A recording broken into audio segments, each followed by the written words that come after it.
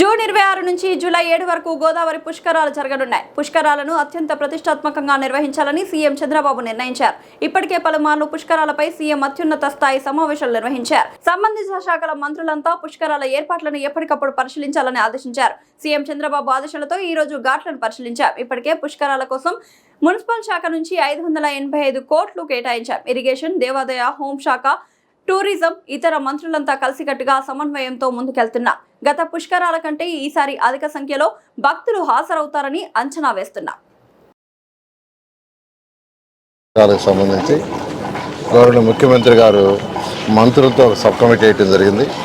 ఆ sub committee అనేక దఫాలు అటు పంచాయతీరాజ్ శాఖ, మున్సిపల్ శాఖ, ఇరిగేషన్ డిపార్ట్మెంటు, పోలీస్ డిపార్ట్మెంటు, అదేవిధంగా ఎండోమెంట్స్ డిపార్ట్మెంటు, ఇట్లా అన్ని శాఖలని R&B అన్ని శాఖలతో సమన్వయంతో కమిటీ ఈరోజు గౌరవ ముఖ్యమంత్రి గారు కూడా 3-4 సార్లు దీని మీద రివ్యూ తీసుకోవడం జరిగింది. అయితే ఈరోజు గత 2014-19లో ఎంతో ఘనంగా యాక్చువల్గా ఈ పుష్కరాలను చేసాము. అయితే అప్పుడు టైం కేవలం 4 నెలల ముందే వర్క్ స్టార్ట్ చేసాం, కేవలం 4 మంత్స్ ఉంది. అయితే ఈసారి దీనికి 1 year కంటే ముందే దీని మీద ఒక ప్లాన్ స్టార్ట్ అయింది. ఆల్రెడీ స్టార్ట్ చేశారు. ఎన్విరాన్మెంట్స్ వాళ్ళు అయితే ఆల్మోస్ట్ టెంపుల్స్ అన్నింటినీ వర్క్ స్టార్ట్ చేశారు. అదేవిధంగా టూరిజం వాళ్ళు స్టార్ట్ చేశారు, పవర్ డిపార్ట్మెంట్ వాళ్ళు స్టార్ట్ చేశారు, ఇరిగేషన్ వాళ్ళు కూడా కొన్ని స్టార్ట్ చేశారు. మిగతా అన్నీ కూడా ఈ రైనింగ్ సీజన్ అయిన తర్వాత, ఈ వర్షాకాలం సీజన్ అయిన తర్వాత వాళ్ళు మేజర్ వర్క్ స్టార్ట్ చేశారు.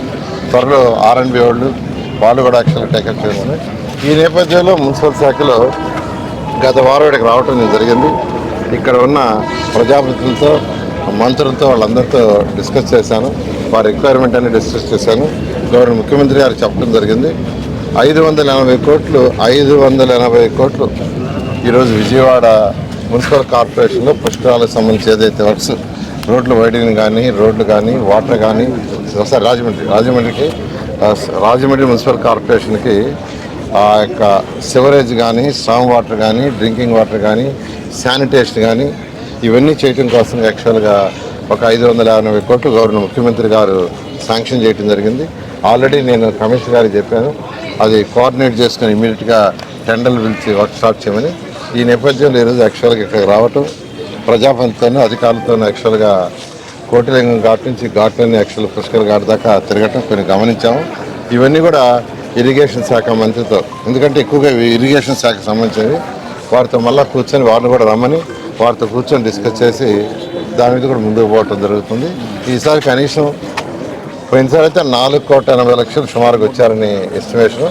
ఒకే రోజు 60 లక్షలు వచ్చారని, ఈసారి ఒకే రోజు 1 కోటి దాకా భక్తులు వస్తారని ఎస్టిమేట్ చేస్తున్నారు. దానికి తగ్గట్టుగా సెక్యూరిటీ కావచ్చు, పోలీస్ కావచ్చు, అకామిడేషన్ కావచ్చు, పార్కింగ్ కావచ్చు, ట్రాన్స్పోర్ట్ కావచ్చు, దాని మీద కూడా యాక్చువల్గా గ్రూప్ ఆఫ్ మినిస్టర్ డిస్కస్ చేయడం జరిగింది.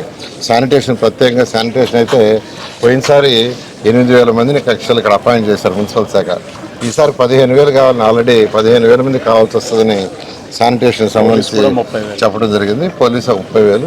ఈ విధంగా దీన్ని యాక్చువల్గా ముఖ్యమంత్రి గారి యొక్క ఆధ్వర్యంలో ఇది చేస్తున్నా. ఖచ్చితంగా ఈసారి ఎటువంటి అవాంఛనీయాలు జరగకుండా ఈ పుష్కరాలను ఘనంగా చేయడం జరుగుతుంది.